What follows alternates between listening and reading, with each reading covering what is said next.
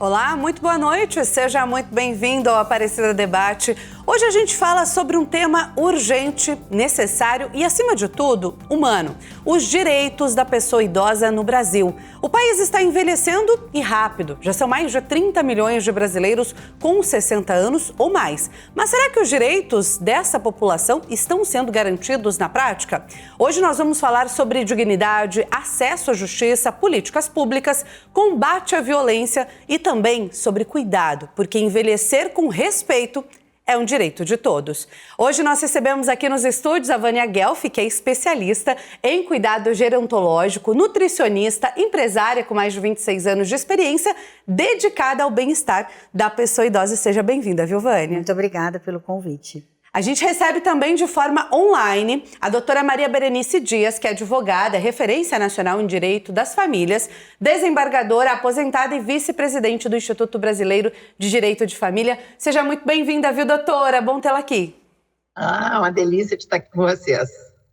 A gente começa hoje, então, falando sobre essa situação toda da pessoa idosa. Começo com a senhora, doutora Maria.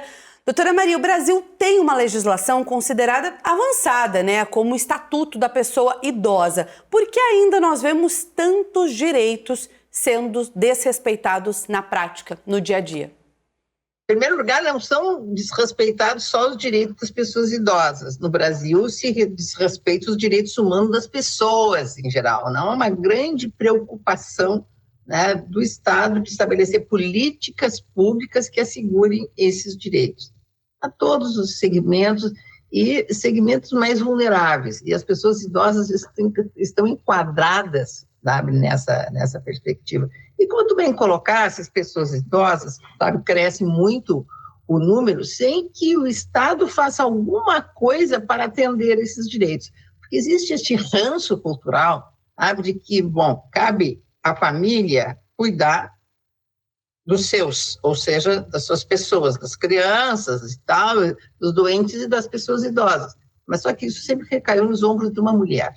Então, assim, parece, o idoso fica por conta da família e ela que se vire, o Estado que se exima. E isto no fundo, assim, é fruto desse machismo estrutural, sem que isso poda as mulheres, em geral, a terem acesso aos seus direitos, à sua vida e tal, porque tem que desempenhar essa função também de cuidado das pessoas idosas. Então, isso tudo está sendo muito questionado neste momento, onde estamos vivendo o que eu chamo de neofeminismo, que é a busca das mulheres para ter seus direitos garantidos e não ter essa sobrecarga exclusiva com as atividades de cuidado e também das pessoas idosas. Então, não há políticas públicas, não há quem atenda essa população e acaba sempre caindo nos ombros de uma mulher. Vânia, você tem 26 anos de experiência nesse cuidado todo com a população idosa. E aproveito para te perguntar, quando a gente fala em envelhecimento, o Brasil está preparado para cuidar dessa população idosa? Não. Na verdade, o que acontece? Ninguém está preparado, nem a sociedade, nem o comerciante, ninguém. Eu digo que, por exemplo, atravessar um semáforo vai ser uma coisa que daqui a pouco nós vamos ter que pensar se o tempo do semáforo é adequado para uma pessoa idosa. Porque nós sabemos que o envelhecimento, ele vai acontecendo, algumas perdas de mobilidade, e aí nós vamos ter aquele idoso que está ótimo, que mantém as funções, mas nós temos alguns idosos que vão perdendo as funções. E aí, como que fica, por exemplo, esse tempo de semáforo? Vai ter que aumentar. Se aumenta o tempo do semáforo, a malha viária de uma cidade como que fica? Então, são muitos detalhes que nós precisamos pensar e que as pessoas não pensam. O comerciante, você vai ao supermercado, é aquela etiqueta pequenininha. Eu mesmo, se eu tirar o óculos, às vezes eu não enxergo a etiqueta. Então, nós vamos ter que ter números maiores. Preços maiores, talvez ter pessoas para ajudar esses idosos nas compras de mercado. Então, na verdade, o envelhecimento é um tema assim, é muito amplo, não é só saúde. E muitas vezes nós pensamos apenas na saúde, mas ela envolve coisas muito maiores que a saúde. Doutora Maria, a senhora concorda com essa questão de que a população, de que o país não está preparado para esse cuidado com a população idosa, para esse tratamento? Essas pequenas atitudes, como o tempo a mais ali no semáforo, né? A etiqueta um pouquinho maior dentro do supermercado? Eu adorei essas colocações da Vânia, que de fato são muito verdadeiras, né? Não existe ainda este cuidado, porque assim, ó, tem que se dar conta, e acho que aí eu entro muito na área da Vânia, mais do que na área jurídica, de que assim, há uma tendência de invisibilizar a pessoa idosa. Tá? Depois de uma determinada idade, as pessoas são desconsideradas. Parece que dentro de alguns ambientes, sabe, não é que sejam desrespeitadas, elas não são vistas, não é dada a devida atenção. Nem no âmbito da família e nesses outros ambientes também, sociais também não. E isto gera, sabe, este isolacionismo que a gente vê de uma maneira tão presente. Temos inúmeras casas que as pessoas idosas, agora está aumentando muito esse número, podem ficar, serem colocadas, mas assim, o que eu percebo é que não existe nenhum mecanismo de controle dessas residências. Tá? Não tem nada. Então, as pessoas acabam ficando lá, são pessoas muitas vezes muito fragilizadas, que não têm como se comunicar, não têm como se defender, não têm como falar o que estão passando. Bom, e seguidamente a gente vê cenas estarrecedoras, né, quando acontece alguma coisa, algum tipo de denúncia, enfim. Não é nem obrigatório ter câmaras, como deveriam ter, as casas têm que ter câmaras, as pessoas da família têm que ter acesso à câmara de dentro da... Entende? Assim, não há a preocupação do Estado com este segmento da população. Então, assim, também o Estatuto, até eu fui olhar, tem mais de 100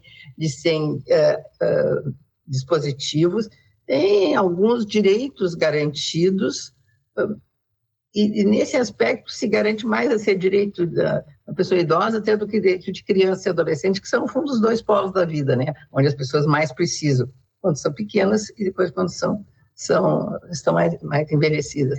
E, por exemplo, assim, ó, a pessoa idosa, a partir dos 60 anos, se não tiver ninguém que a auxilie, não tem como prover a sua própria subsistência, até porque vamos combinar que o valor, né, que as pessoas recebem a título de aposentadoria do INSS é um valor que a pessoa não tem condições de viver. Não vou nem estou falando de viver com dignidade, né? Porque não chega, né, a depender do valor de um salário mínimo, gente. Ninguém vive com isso. E tem o tal do fator previdenciário, que é absolutamente perverso, que as pessoas às vezes contribuem uma vida inteira pelo teto, né, que seriam 10 salários mínimos, e a cada ano que passa, esse valor vai reduzindo. E ninguém diz nada, ou seja, com isso as pessoas não conseguem sobreviver. A partir dos 65 anos de idade, também as pessoas que não têm essa garantia têm assegurado o benefício aquele de prestação continuada, que corresponde ao valor de um salário mínimo por mês. É o chamado BPC. Só que também o salário mínimo não se mantém, a pessoa não tem como, quer dizer, continuam sendo pessoas muito dependentes e sem nenhuma assistência de nenhuma ordem, sabe?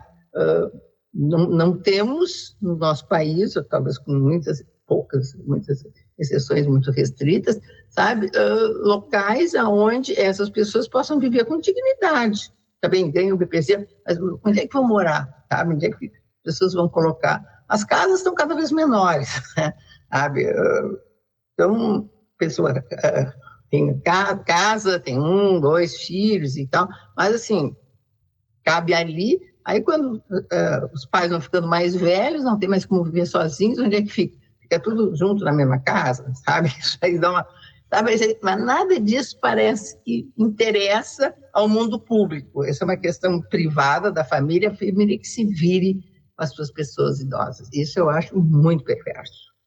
Nós temos uma população idosa que dia após dia vai crescer ainda mais, né? Se a gente comparar aqui os dados de 2024, 2025, a gente sabe que isso vai aumentar ainda mais daqui 10, daqui 15 anos. E aí, Vânia, aproveito para perguntar para você agora, no dia a dia, né? Quais são os principais desafios enfrentados pelas famílias desses idosos? A gente viu a doutora falando sobre esse salário mínimo, essa aposentadoria que muitas vezes não dá para nada, né? Na verdade, o que acontece, né? O que eu observo é que nós somos a primeira geração que estamos cuidando dos nossos pais. Porque antes eles morriam muito cedo, né? É uma geração que vem agora cuidando dos pais. E agora que nós estamos sentindo realmente esse envelhecimento. Porque, em termos de famílias, que a doutora comentou, o que acontece? Hoje em dia, as pessoas estão vivendo mais por causa da tecnologia, avanço da medicina, e nós estamos tendo menos filhos. Então, isto é um problema. E a geração que eu observo também, que é a geração de agora, que tem 90, 80 anos, eles tiveram mais filhos. Só que elas foram mãe mais cedo.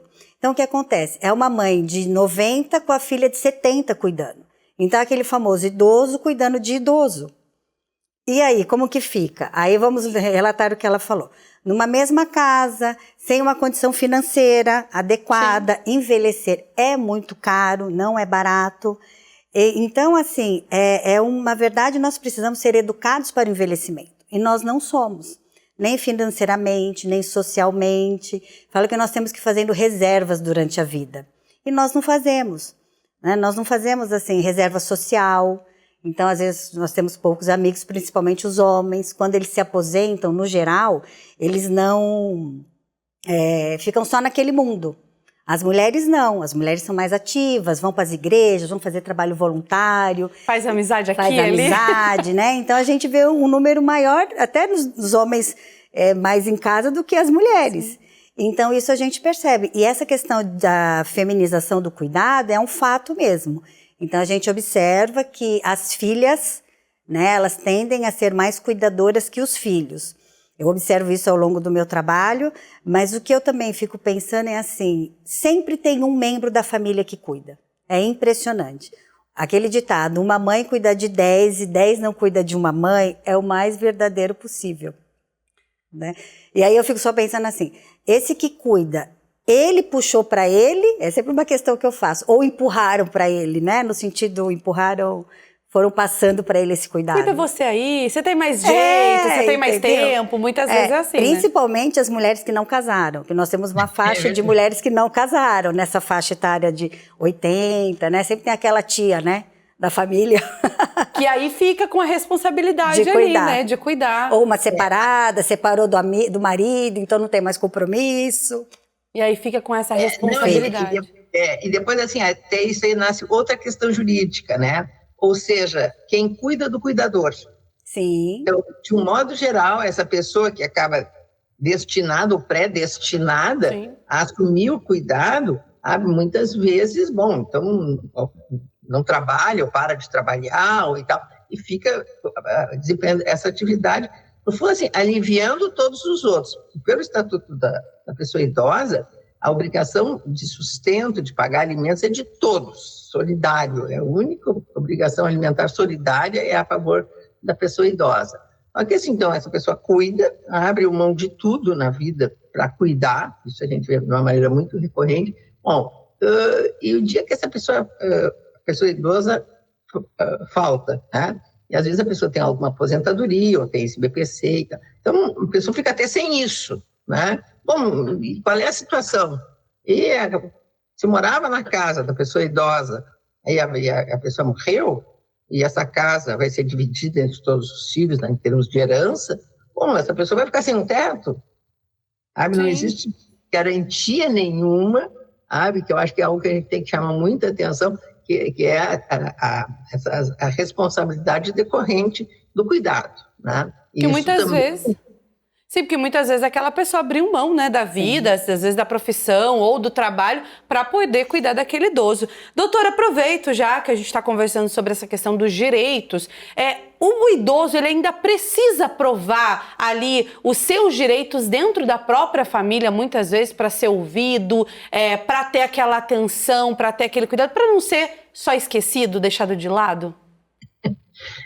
Mas assim, ó, há uma tendência de simplesmente se desconsiderar a vontade da pessoa, né, até o direito das pessoas, e os outros é que têm que comandar. O que se vê de uma maneira assim, extremamente recorrente é filhos querendo que os pais, principalmente o pai, né, preserve o seu patrimônio para o dia que ele morrer, deixar a herança para os filhos. Tá? Então, assim, ó, é terrível esta interferência dos filhos, por exemplo, nos novos vínculos afetivos dos pais. Então, sempre aquela tendência assim, não, bom, às vezes as pessoas, eu vejo isso muito mais a parte com relação aos homens do que com relação às mulheres, porque, assim, pessoas, sexo masculino idosas, elas têm a possibilidade de casar de novo com quem quiserem, até pessoas muito jovens. Agora, já a mulher idosa, já não, né? Aquele modelito convencional de que a mulher tem que ser jovem, bonita, magra e tal, sabe? Isso é mais difícil. Então, assim, eu vejo muitas vezes os pais, né, depois do fim do relacionamento, quando ficam viúvos, e tem a vida deles, o patrimônio deles, então, se eles se envolvem em outro relacionamento, eles têm todo o direito de fazer isso. Tá? Simplesmente os filhos se insurgem contra, porque acham e querem que a pessoa não tenha o direito à herança deles. Isso assim, está tão entranhado na nossa sociedade, tão entranhado, que a própria lei, olha que absurdo, diz que quem casa com mais de 70 anos, o casamento é quase uma brincadeirinha, porque não tem efeito patrimonial nenhum. Então, quem casa com mais de 70 anos, necessariamente o regime do casamento é o da separação total de bens. Pressupõe o quê? E uma pessoa com mais de 70 anos é uma norma absolutamente discriminatória contra a pessoa idosa. Então, assim, a pessoa não é capaz, ninguém é capaz de ser amado aos 70 anos, que a pessoa se aproxima por interesse. É uma desvalorização e uma desqualificação. E depois, assim, a pessoa mesmo com 70 anos, ela pode desempenhar qualquer função, ser presidente da República, sabe, ocupar todos os espaços e tal, ser ministros, serviço público, apresentador de a compulsória aos 75 anos, então, sabe, com 70 pode fazer tudo, só não pode escolher o regime de bens do casamento, que necessariamente é esse, o da separação obrigatória. Para mim, isso é absolutamente inconstitucional, contra, né, se surgir contra. Parece que a pessoa não tem plena capacidade de discernir o que quer da sua vida. Sabe? Então, essa é outra questão que se discute muito, mas está lá na lei. E até no projeto da reforma do Código Civil, olha, foi uma guerra eu tentar tirar esse bloqueio, né? Mas existe sim essa tendência, por exemplo, dos filhos de não aceitarem novos relacionamentos do pai com isso. Já tive casos, inclusive no meu escritório, né, de os filhos querem interditar o pai, simplesmente ele, sabe, não sair, não gastar o dinheiro, não, sabe, sempre achando que alguém está querendo se aproveitar. Não poder viver, né? Não poder aproveitar tudo aquilo que ele construiu ao longo da vida toda. E o dinheiro é dele, ele faz o que ele quiser. Com certeza. Gente, o nosso Aparecida Debate tem muito assunto ainda pra gente falar. Passou muito rápido esse primeiro bloco. Quero agradecer a doutora Maria Berenice, que participou aqui com a gente, pela sua participação, pela sua contribuição tão importante também, né? Por falar desses detalhes, desses assuntos que a gente muitas vezes não sabia. Por exemplo, essa questão do casamento aos 70 anos. Doutora, muito obrigada pela participação aqui com a gente no Aparecida Debate, viu? Foi uma delícia, uma delícia. Obrigado pela sua participação. A gente faz uma pausa rápida e no próximo bloco a gente vai continuar essa conversa, ampliando agora o olhar sobre o cuidado, o envelhecimento e os desafios das famílias no dia a dia. O Aparecida Debate volta já.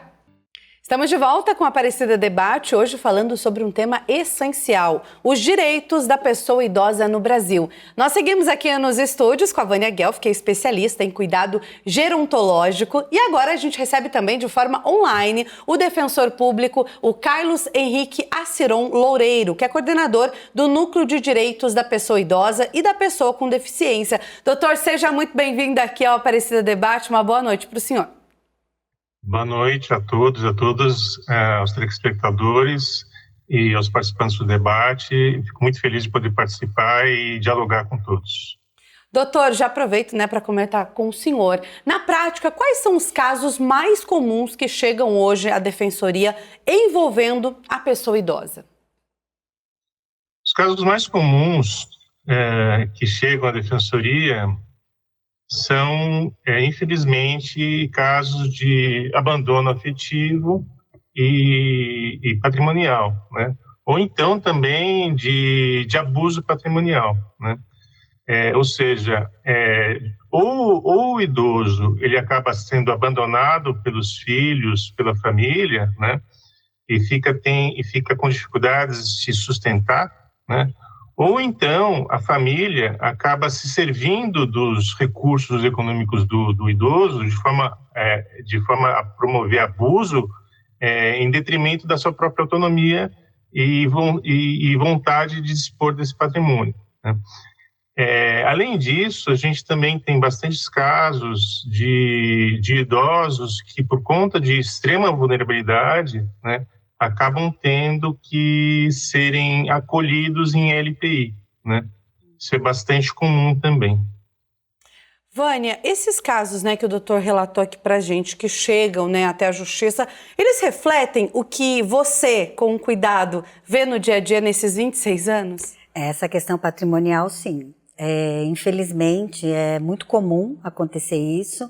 Esses créditos consignados, né, que as pessoas, os filhos, às vezes fazem em nome do pai, é muito comum. E acaba e o que eu vejo também é o idoso que praticamente mantém a casa com a aposentadoria. Também é uma coisa bastante comum que eu vejo. Doutor, essa questão, né, de muitas pessoas não sabem quando procurar a Defensoria Pública, quando procurar ajuda, esse idoso também não sabe, ou alguém que está convivendo ali perto, qual é o momento de ir na Defensoria Pública pedir ajuda realmente? Então, o idoso pode pedir ajuda para a Defensoria, tal como qualquer outra pessoa, né? A Defensoria está sempre de portas abertas, seja no atendimento presencial ou online. Agora, a grande questão com relação ao idoso é que, normalmente, o idoso não pede ajuda, porque ele acaba temendo represálias em relação à própria família, né? Então, assim, ele acaba tendo não exatamente medo, na maior parte das vezes não é medo, embora existam casos de violência grave. Mas na maior parte dos casos, o idoso ele acaba sendo sequestrado pelos vínculos afetivos que tem com a família e acaba consentindo com abuso, né? E isso é um problema, né? Um problema mesmo, né? Mas assim, às vezes que o idoso ele toma a decisão de buscar ajuda, né?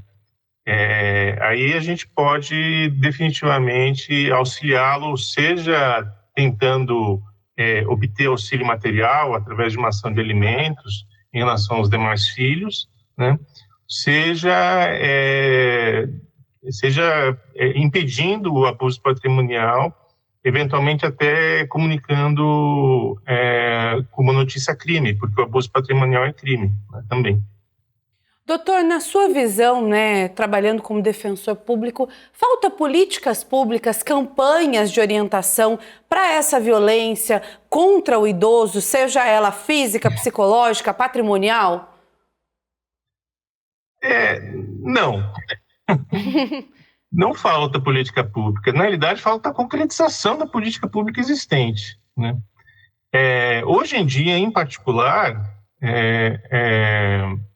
a gente teve recentemente, eu não sei se isso foi discutido aqui já, Mas a gente teve recentemente a criação da Política Nacional dos Cuidados, né? Que também, embora não seja absolutamente decisiva, porque ela vai necessitar de muita regulamentação, inclusive, mas assim, ela vem a cuidar de um campo, que é o campo do cuidado, que normalmente fica muito sob a carga da família, né? E isso tem que ser assumido pelo poder público, pela sociedade também, né? Mas assim, acima de tudo, a questão é que não é falta de política pública, de fato, é falta de concretização, né? Na realidade, a sociedade, o poder público não percebem que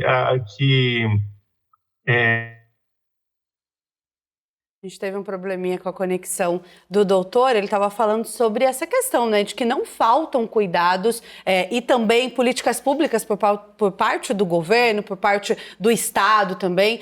Vânia, aí eu te pergunto agora, a gente entra nessa questão. O cuidado ainda ele recai sobre a família totalmente? A família precisa procurar ajuda ou a família precisa entender que não tem condição daquele idoso ficar sozinho mais dentro de casa, muitas vezes, durante o período em que a família está trabalhando? Não, ainda recai sim, mas o que eu observo muito é que ainda é muito burocrático o Brasil.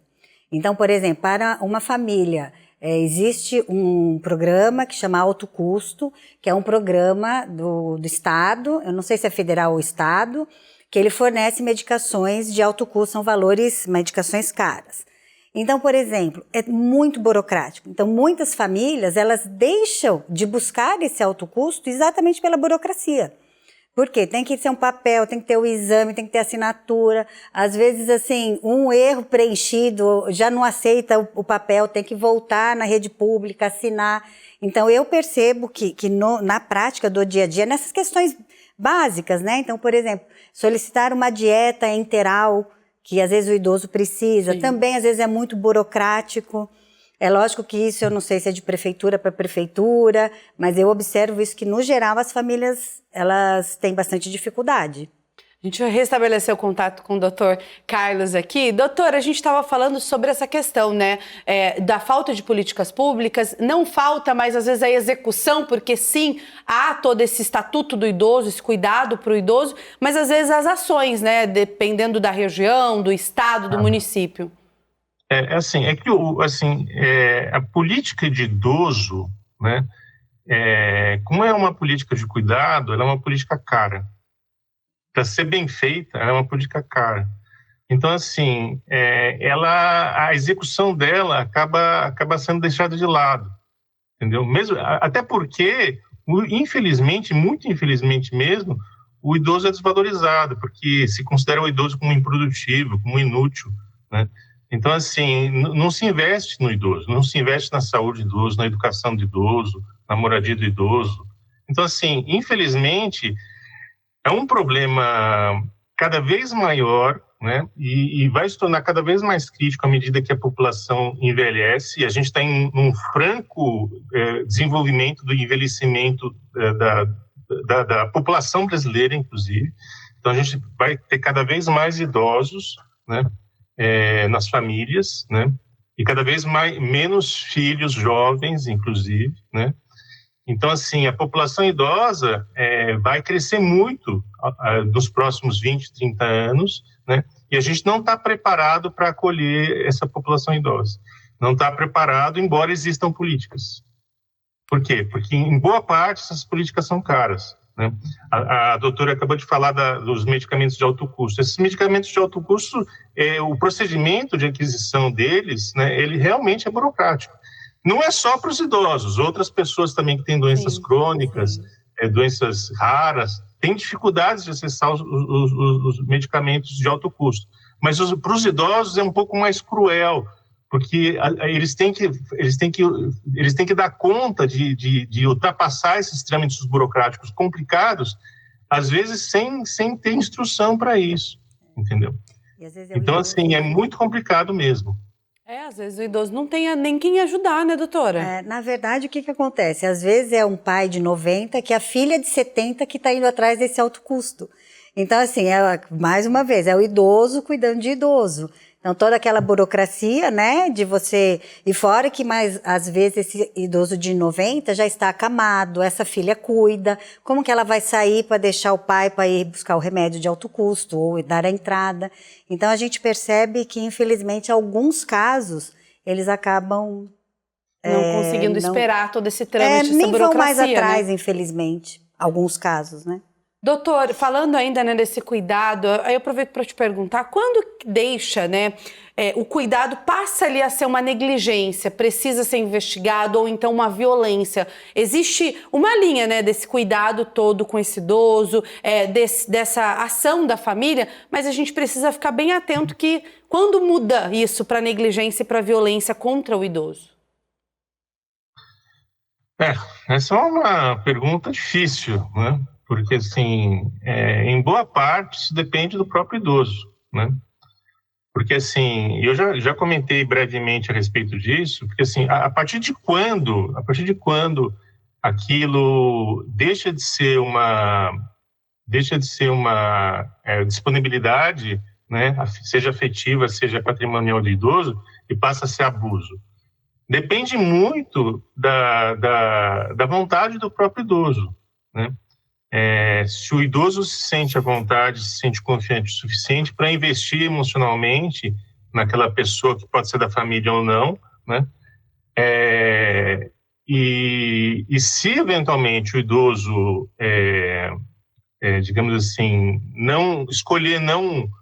não mais investir na família ou no amigo ou num outro conhecido, né, que dispõe do seu patrimônio ou até dispõe do seu afeto, isso passa a ser abuso. Então depende muito da própria vontade do idoso. E assim, nesse sentido, é importante também, mas isso é difícil, né, que o idoso se conscientize de que está em relação tóxica também, né? Então, assim, é preciso... Isso é uma coisa... algo parecido que acontece com as mulheres, inclusive, né? Que as mulheres, às vezes, infelizmente, elas acabam se envolvendo numa relação tóxica, né? Porque estão comprometidas afetivamente. Não percebem isso. No idoso acontece alguma coisa semelhante também, né? Então, assim... a linha divisória entre a disponibilidade afetiva e o abuso depende da conscientização do idoso, que às vezes é difícil, porque ele está muito apegado à família, entende?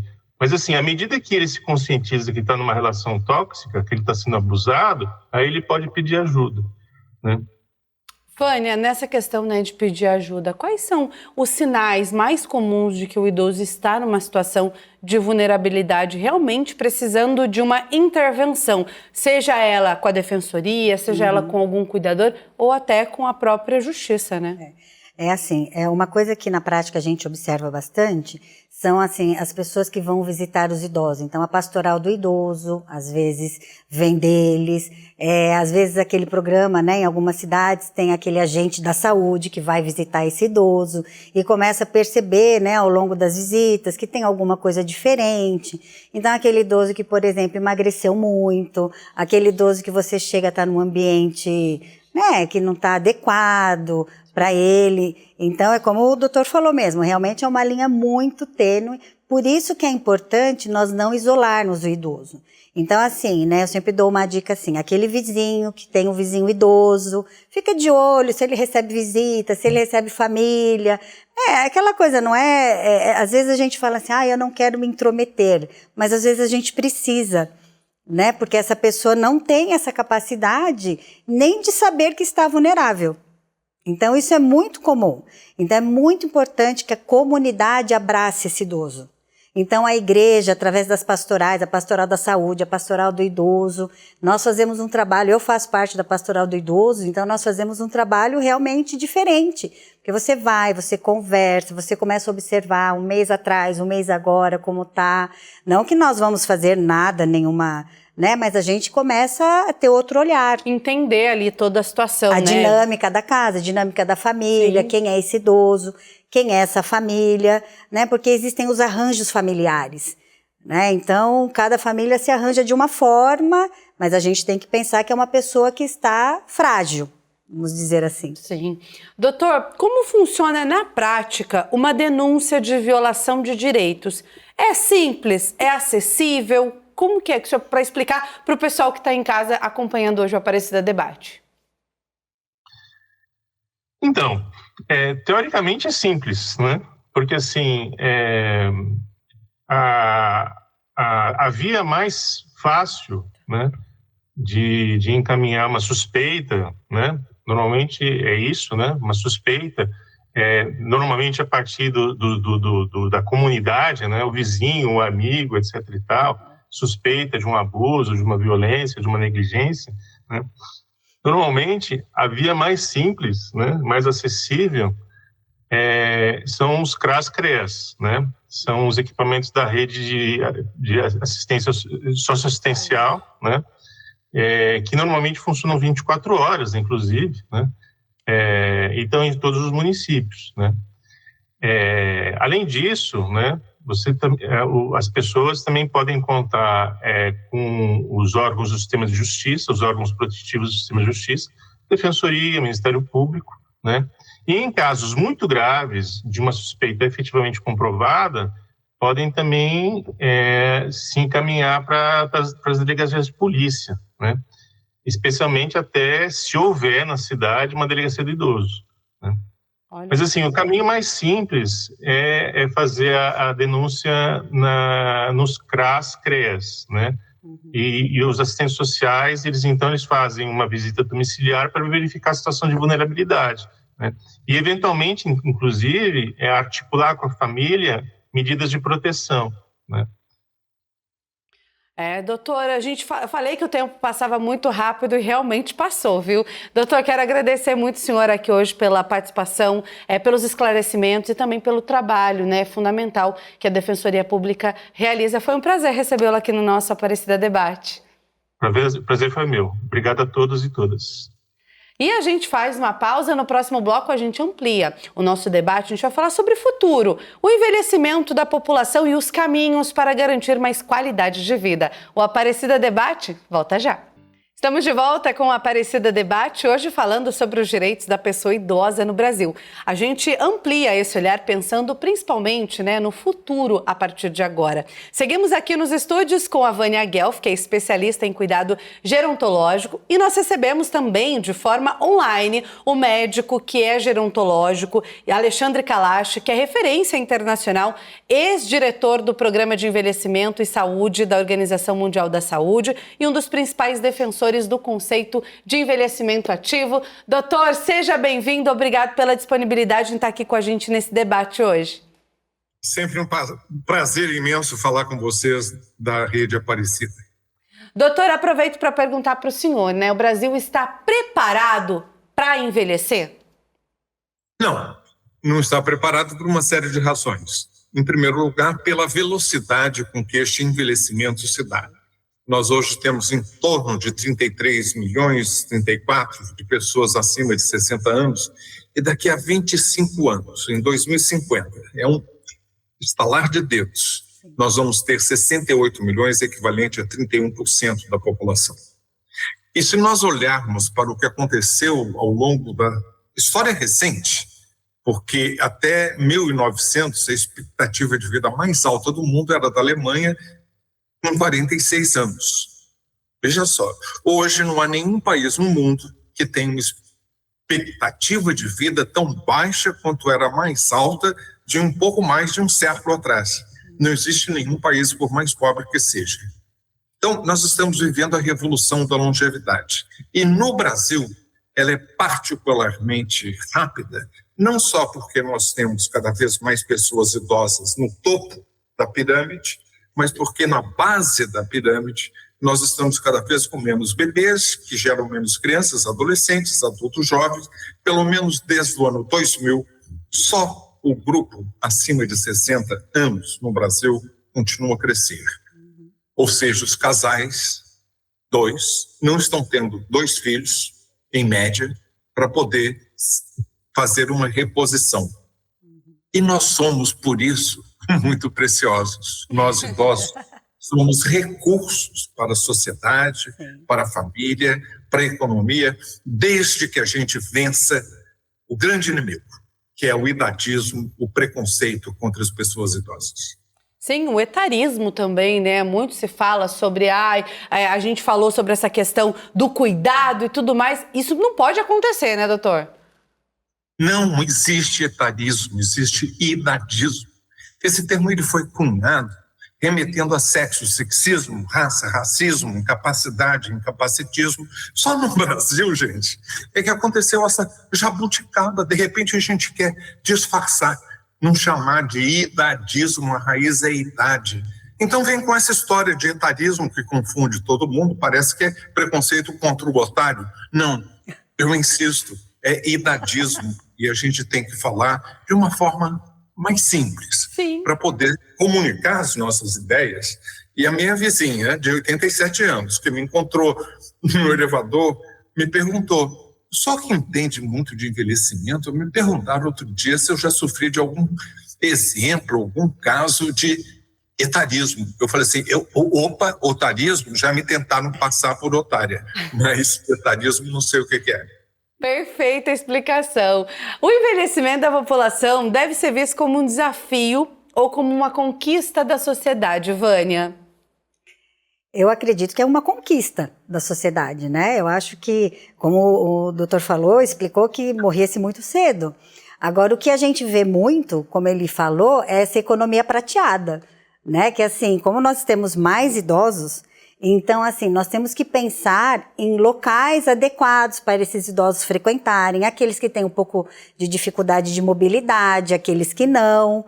Então, assim, nós temos que incluir a todos, né? Então, é uma coisa que nós temos que pensar que o idoso, o envelhecimento, ele é heterogêneo. Então, nós sabemos que cada idoso envelhece de uma forma e nós temos que abraçar a todos. Da mesma forma que nós adaptamos as casas, né, para os nossos filhos, as escolas, nós também temos que adaptar algumas necessidades dos nossos idosos. Com certeza. Doutor, o senhor é um dos principais defensores, né, do envelhecimento ativo. Queria que o senhor explicasse para a gente, na prática, o que isso significa? Antes de falar sobre o envelhecimento ativo, deixa eu elaborar um pouquinho sobre essa história de economia prateada. Dá a impressão que os idosos estão vivendo nessa bolha prateada, estão consumindo, fazendo cruzeiros, comprando, consumindo. Isso vale para um pequeno grupo. Mas a imensa maioria dos brasileiros vive mal, a vida está apertada, e a verdadeira economia prateada é daqueles que têm uma pensãozinha e que garantem comida na mesa para os seus netos, que garantem que nos municípios mais pobres ou nas regiões mais pobres das grandes cidades, aquela economia gira. É um dinheirinho, mas o dono do armazém sabe que pode te emprestar porque você é bom pagador, você tem crédito, você garante. A gente viu isso na pandemia, gente. Cada vez que morria, desnecessariamente, porque nós já tínhamos respostas e vacinas, mas o governo demorou muito para comprá-las, e cada vez que morria uma pessoa por Covid, com mais de 60 anos, grande grupo de alto risco, aquela família entrava na miséria. E não tinha comida na mesa para o neto, ninguém pagava eletricidade. Essa é a verdadeira economia que os 60 a mais estão gerando. E a gente tem que, num país tão desigual como foi agora sugerido, nós temos que ver essa velhice, esse envelhecimento desigual, heterogêneo, e perceber que ainda que o país seja muito rico, a maioria das pessoas vive de uma forma precária e vulnerável. Nós temos que defender os direitos dessas pessoas de bem envelhecer. E por isso, quando eu era diretor da Organização Mundial da Saúde, lancei o marco político do envelhecimento ativo. O que isso significa? Que ao longo da vida, não é esperar ter 67 anos e meio, ao longo da vida, você se prepare para a tal da velhice. E isso está ancorado em 4 eixos. O primeiro é a saúde. Saúde vem em primeiro lugar. E saúde é criada no contexto do dia a dia, onde você mora, onde você trabalha, como você se locomove, como você se entretém, como você ama. Aí é criada a saúde. E muitos brasileiros gostariam de criar este capital da saúde, mas não têm condições. O segundo eixo do envelhecimento ativo é você ter aprendizado ao longo da vida, ter direito a aprender sempre, porque a revolução da tecnologia não vai te dar sopa. Você ainda tem tecnofobia? Aprenda, vença essa atitude negativa, porque a tecnologia não vai te dar sopa. E você tem que ter as habilidades necessárias para chegar aos 50, 60, 70, podendo ainda trabalhar. E isso depende de saúde, por um lado, e, por outro lado, dos conhecimentos que você vai adquirindo, se o seu empregador e a sociedade como um todo te der a oportunidade de aprender sempre, da infância à velhice. O terceiro remete à participação. Participar da sociedade integralmente, sair do aposentadoria, essa palavra que remete a ter, lá no fundo daquelas casas grandes, no início do século passado, um depósito, um aposento, onde metiam os velhos. Eu estou envelhecendo na sala da frente.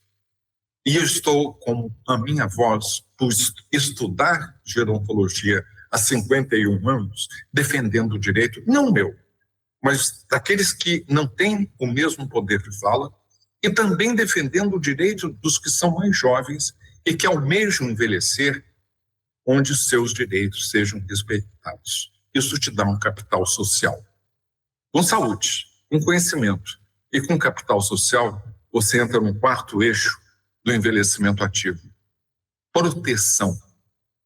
O horror de envelhecer sempre foi e sempre será você não saber se tem um teto decente em cima da cabeça e comidinha na prateleira. E nós estamos ainda com muitas pessoas que já envelheceram ou estão prestes a envelhecer sem ter esses quatro capitais, inclusive esse da proteção. Vânia, você trabalha, né, com esse cuidado da pessoa idosa há 26 anos. Você percebe que mudou, como o doutor mesmo disse, essa questão do envelhecimento ativo, isso vem crescendo cada vez mais também nesse cuidado do dia a dia? Sim, a gente percebe bastante, principalmente com algumas políticas públicas que são voltadas ao envelhecimento.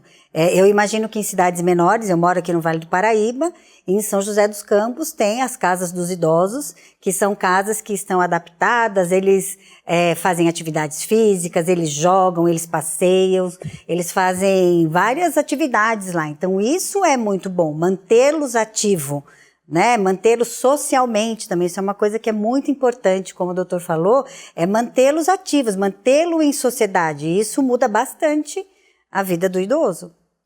Doutor, o senhor falou, né, da questão de durante a pandemia, quando acontecia, infelizmente, né, um óbito ali de um idoso, 60 a mais, a família muitas vezes perdia quem trazia o alimento, quem pagava as contas, né? O senhor enxerga o Brasil hoje, ele ainda tem essa visão de que o idoso é o protagonista da própria vida? Não, infelizmente não. E isso, inclusive, remete às discussões do segundo bloco, que nós ouvimos agora. Muitas vezes a pessoa não tem mais essa autonomia. Essa pessoa está precarizada, ela tem uma vida vulnerável, ela perdeu o seu capital cognitivo, ela tem uma doença neurodegenerativa, por exemplo, uma doença de Alzheimer. E é preciso que essas pessoas que não têm mais poder de expressar quais são as suas vontades, tenham os seus direitos respeitados. Para isso mesmo, nós criamos um pequeno manual anti-idadista, um esforço feito a 45 mãos, 45 autores, que eu coordenei junto com um grupo executivo da sociedade civil, alguns grupos acadêmicos, e esse pequeno manual anti-idadista é fundamental para que a gente possa respeitar os direitos. Atrás do infringimento do direito de uma pessoa mais idosa existe o preconceito. Você não vale nada porque você é um velho. E isso remete, como eu disse antes, à raça, racismo. desrespeito, o racismo estrutural, o sexismo, desrespeito aos direitos das mulheres, o incapacitismo, você já decretei, não é produtivo porque tem uma deficiência. Eu não vou lhe respeitar porque você é uma pessoa idosa. Você, o silêncio, fique no seu canto, caladinho. E isso é fundamental que a gente perceba para que o envelhecer seja não só a grande conquista social dos últimos 100 anos, mas é também o grande desafio do século XXI. Responder ao envelhecimento rápido da nossa população. Vânia, na sua visão, né, para o futuro, o que você acha que o Brasil precisa fazer, os governos precisam fazer, né, seja governo federal, governo estadual, prefeituras, enfim, para poder ter esse cuidado, avançar nesse cuidado da população idosa visando o futuro? Eu acredito que tenha que ter muitas políticas públicas, né, voltadas, né, escutar as pessoas que trabalham com isso, escutar os idosos, é muito importante escutar os idosos, o que para eles é importante, para a gente, né, porque nós seremos, né, daqui a pouco já um país, já somos, né, mas um país cada vez mais pessoas idosas, então precisa ser ouvida essas pessoas, e muitas vezes nem sempre são ouvidas, então eu acho que é isso mais que nós temos que pensar. Doutor, na sua visão, né, para as pessoas que estão nos acompanhando hoje aqui no nosso Aparecida Debate, as pessoas que já estão nessa fase, os idosos que estão assistindo, queria que o senhor deixasse uma mensagem para essas pessoas hoje, justamente para que eles possam assistir o programa e falar, não, eu tenho o meu valor, sabe? Primeira mensagem, não é só para aqueles que já chegaram aos 60, 70, 80. É para a população como um todo. Envelhecer é bom, morrer cedo é que não presta. Mas você tem que prestar atenção em como se preparar para este envelhecimento, não só a nível individual, nos alicerces que eu falei, do envelhecimento ativo. Procurem ter também um propósito de vida. Você pode ter saúde, conhecimento, ter amigos, ter proteção, ter dinheirinho no bolso e não saber o que fazer com a sua vida. E para isso, eu gostaria de enaltecer o trabalho da pastoral das pessoas idosas. Acho admirável esses voluntários que vão nos rincões mais distantes desse país ou nas periferias mais pobres, que estão trazendo uma palavra de esperança. E o último aspecto, que é importante, é que você que é jovem, você almeja envelhecer.